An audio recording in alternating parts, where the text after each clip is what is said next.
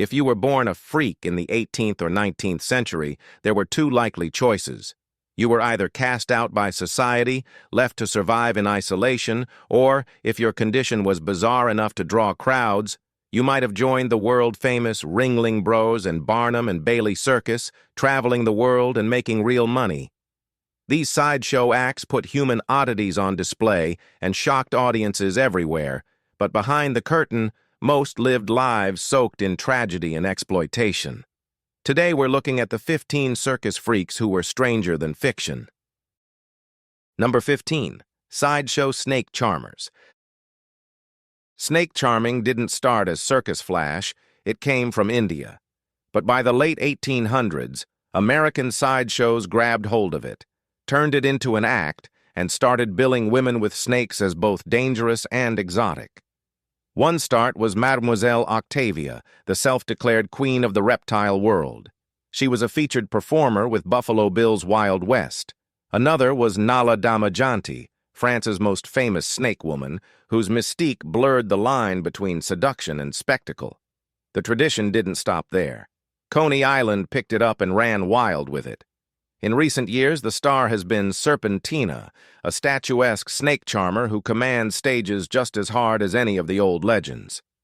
Some called the act sensual, others disturbing, but one thing's consistent: it always pulled a crowd. Whether it was smoke, mirrors, or skill, the snake charmer had a place in the sideshow, coiling myth, danger, and performance into one rare act. Number 14. The Real Grizzly Adams. John Adams, yep, that Adams family, was born in 1812 in Medway and somehow ended up wrangling bears for a living. He started as a shoemaker, but by 1833 he was catching wild animals for menageries. A tiger mauling briefly sidelined him, but by 1849 he joined the California gold rush. Gold didn't pan out, so Adams trapped his first grizzly instead. He named her Lady Washington and trained her as a pack animal. More bears followed, and by the 1850s, he was performing shows with them all across the western frontier. In 1856, he opened the Mountaineer Museum in San Francisco. That later became the Pacific Museum, part zoo, part carnival, all wild. He even partnered with P.T. Barnum in 1860, touring the East Coast under canvas. He died later that year, likely from old injuries, but his legend kept walking. TV sanitized him, but the real Adams was tougher, stranger, and fully wild, closer to myth than man. Number 13. The Human Fountain. Mortado is one of sideshow history's strangest figures, and also one of the most mysterious. He was German, reportedly a World War I veteran, and he showed up in the press around 1928 performing in Hamburg. Nobody knows his real name. Nobody knows how he died. He called himself a Hindu fakir, but it was all for show. He had holes drilled clean through his hands and feet, and at first his act was simple: push needles through the wounds. But then came his signature trick: pumping water through the holes in his hands like a living fountain. Audiences were stunned. Later, he added crucifixion stunts, getting nailed to a cross live on stage. By 1930, he was performing in Coney Island's Dreamland Circus sideshow. He toured the U.S. briefly, then returned to Berlin to work on a new act for the 1933 World's Fair, and then vanished. Some say Nazis got him. Others think the act itself killed him, but no one knows. Number 12. Barnum's Unicorn Hoax. Well, now this one is totally mind-bending. In 1871, P.T. Barnum showcased what he called the unicorn from Scripture. Patrons expected a horned stallion ripped from fairy tales. Instead, they got a rhino. He'd been pulling this same trick for 2 decades, and still people fell for it. The poster promised a unicorn, technically accurate since unicorn just means one horn. Barnum wasn't lying. He just knew how to sell wonder with a wink. The real joke was on the audience. Even into the 1980s, the Ringling Brothers Circus revived the stunt with a goat that had one horn. and people still got mad. Complaints of fraud followed, but Barnum had a response ready. If you're paying to see a fantasy creature and expect it to be real, you might belong in the sideshow. That's how Barnum operated, twisting words and wits, banking on belief. The unicorn wasn't real, but the outrage, the attention, and the ticket sales definitely were. Number 11. The Neon Sword Swallower. Mimi Garneau was born Hazel Kirk Thomas in 1890, the daughter of a Welsh coal miner in Phillipsburg, Pennsylvania. She didn't enter the sideshow world until the 1930s under the stage name Jude, but when she did, she went full throttle, becoming one of the first women to swallow swords professionally. After marrying Fred Garneau, who was a tattooed man who also worked sideshows, she adopted his last name and expanded her act. With Ringling Bros, Sells Flotto, Algie Barnes, and Ripley's Believe It or Not under her belt, Mimi became a top name. She's credited as the first woman to swallow a neon-lit sword, a glowing tube, electrified and deadly if mishandled. She performed at World's Fairs and even appeared on The Tonight Show with Steve Allen in 1961. In later years, she shifted from swallowing metal to running a flea circus, still a show, just smaller. Mimi retired in Florida in the mid-1970s and was inducted into Coney Island's Sideshow Hall of Fame posthumously. She was one-of-a-kind lady. Number 10. African Dwarf Tommy. Thomas Dilworth was unlike anyone else on the 19th century stage. He was born around 1840 in Brooklyn, stood under 3 feet tall, and became one of the few black entertainers to break into white minstrel shows. Performing under names like African Tom Thumb, Japanese Tommy, and African Dwarf Tommy, he danced, sang, and joked his way into history. Minstrelsy at the time was almost entirely white men in blackface, yet Dilworth crossed that barrier through pure talent and novelty. He performed with Christie's minstrels, Bryant's, and Wood's, sharing bills with America's biggest acts. His legacy goes deeper than his stature. According to Bartlett's Dictionary of Americanisms, 1877, he coined the word hunky-dory, meaning just fine. Later in life, he toured with all-black troops, showing how far he'd come from token performer to trailblazer. Thomas Dilworth died in 1887, but his mark on show business and slang still lingers, a tiny guy who left a giant cultural footprint. He was not a freak. Number 9. Colonel and Mrs. Reuben Steer.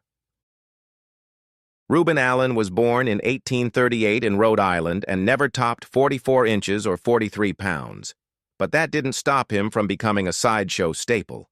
He worked with Stone and Murray's Circus, the Lilliputian Opera Company, and other traveling shows that featured little people as headliners. In 1880, he married Rebecca Ann Myers, another little person from Indiana. The couple performed as a duo for over 2 decades, building a life that balanced show business and small-town normalcy. In 1906, they retired to Cheapshay, Rhode Island, where they ran a poultry farm, a candy store, and a small restaurant. Reuben even served as the town's truant officer, which must have been a sight. Locals called him the Colonel, a nickname earned more by presence than rank. Reuben passed in 1915, but his story remains part of Rhode Island folklore, a performer who didn't just take a bow under circus lights, but built a whole life beyond them. Number 8. Commandante of the Carnival. William Morgan's story sounds like a Hollywood script no one would dare greenlight. Born in 1928 in Toledo, Ohio, he ran away as a teen to join the circus, working as an elephant keeper and sword swallower. But adventure followed him far beyond the Midway. After prison and army service gone wrong, he reinvented himself as a mercenary in Cuba. By 1957, Morgan was leading guerrilla fighters for Fidel Castro's revolution, earning the nickname El Americano. He became a national hero, then a target. When he realized Castro's promises of freedom were a lie, Morgan turned against the regime. In 1961, the same year as the Bay of Pigs invasion, Castro had him executed by firing squad. He was only 32. From carnival acts to commandant, Morgan's life blurred every line between performance, rebellion, and tragedy. To this day, he remains one of the strangest Americans ever to die for another country's revolution. Number 7. The Alligator King. Tahar Douis was born in Marrakesh in the 1950s and hit the stage early, first as a street performer, then as a snake charmer and strongman. By his teens, he'd joined London's Circus Tahani and already held a Guinness record for balancing 12 men over 1,700 pounds on his shoulders. But things took a turn in the 1980s when he met Seminole wrestler Bob Tiger in Florida, who passed down the secrets of alligator handling. Tahar blended Moroccan theatrics with Seminole tradition, earning titles like the Moroccan Master and the Alligator King. By the late 80s, he was a featured act with Ringling Bros and Barnum Bailey, wrestling live alligators in front of roaring crowds. By the 1990s, he was headlining at the Riviera Hotel in Las Vegas, where stunned tourists watched him fearlessly battle the beasts. His life blurred the line between folklore and live show, a man who turned danger into craft and reptiles into a career. Number 6. Little Angie. Angelo Rosito stood just 2 feet and 11 inches, but his screen presence ran tall. While most of Todd Browning's Freaks cast vanished into obscurity, Rosito went the opposite route. Between 1927 and 87, he appeared in over 70 films. Some roles had weight, others were blink-and-miss cameos, and sometimes he was buried under so much costume you wouldn't know he was there at all. He played aliens, elves, circus dwarves, demonic sidekicks, whatever the role, he took it. Notably, he was Little Mo on Beretta and the brilliant Master in Mad Max, Beyond Thunderdome.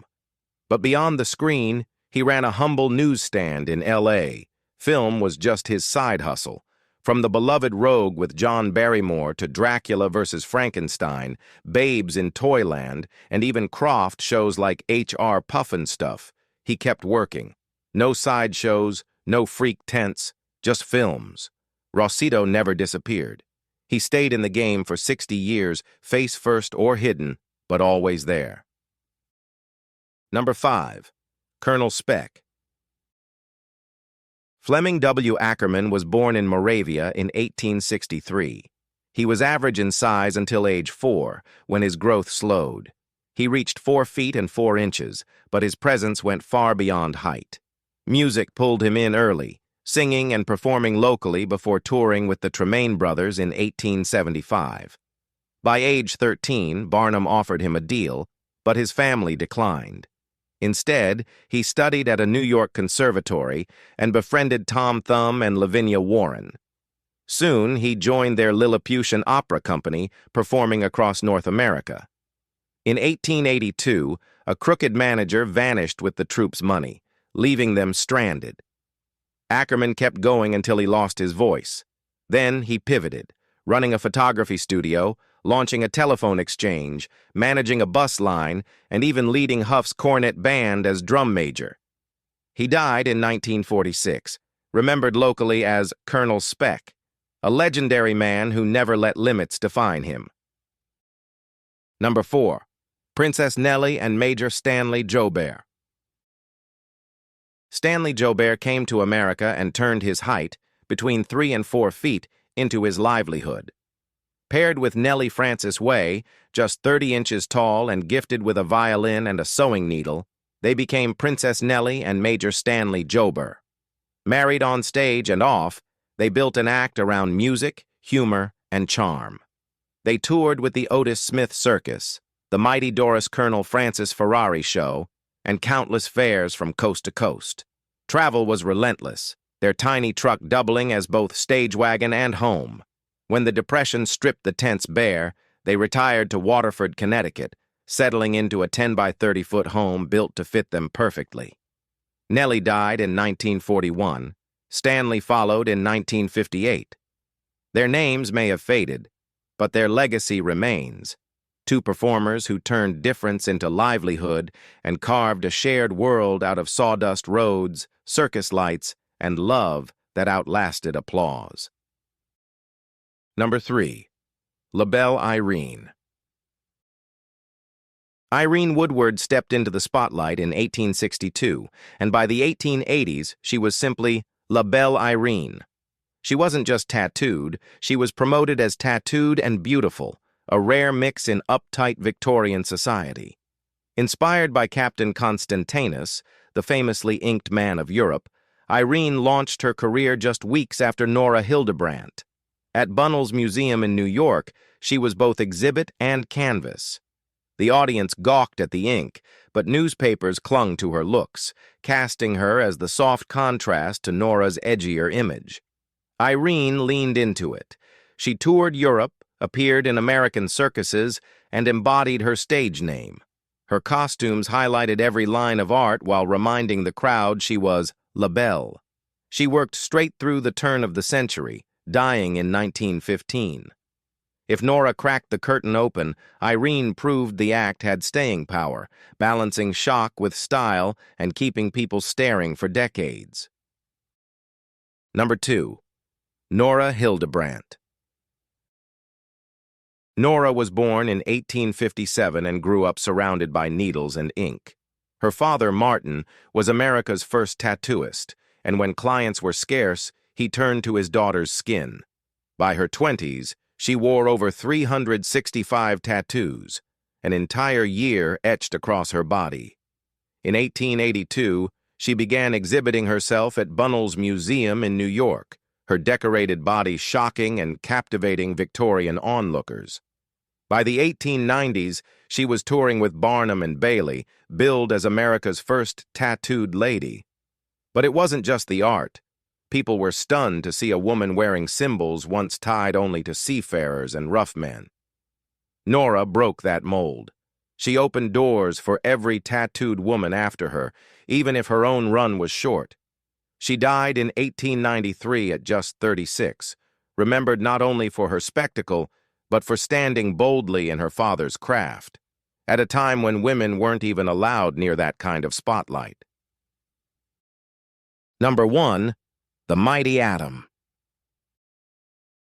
Joseph Greenstein was a small, sickly child, but by his teens he was training under Russian strongman champion Valenko. In 1911, he came to America, doing odd jobs and wrestling as Kid Greenstein. Then, in 1914, a jealous man shot him in the head. He lived, and that moment changed everything. Joseph let his hair grow, trained non-stop, and re-emerged as the Mighty Atom. His acts were insane, bending iron bars with his bare hands, snapping chains with his chest, and even stopping airplanes with his hair. He toured vaudeville and sideshows well into the 1930s, then sold his own health products when bookings dried up.